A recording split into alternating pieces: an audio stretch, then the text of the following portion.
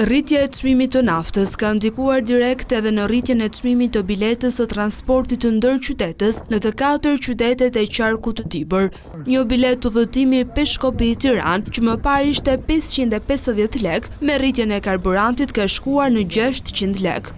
Nga Bulqiza në Tiranë çmimi është rritur po me 100 lekë, duke shkuar nga 300 lekë në 400 lekë për pasagjer. Qytetarët thonë se kjo rritje ndikon direkt në buxhetin e tyre familjar, pas janë rritur vetëm çmimet dhe jo të ardhurat. Janë rritur cifra, janë rritur. Dhe sa ngel nafta, rruga Tirana, sa ngrit 1000 lekë. Or nuk e pranojmë, jemi me pension, plak, jemi në zero, po 1000 lekë pra. Burri ku 2000, 2000 të më 4. Edhe kuptoje ku kemi ra. Kujtojmë se të bëhemi më mirë, nuk gjetëm më belar. Vesh me morë moshkën, me arë me moshkë. Duke se kam po 4000 lekë, 1000 lekë ma tepër, nga 3000, 4.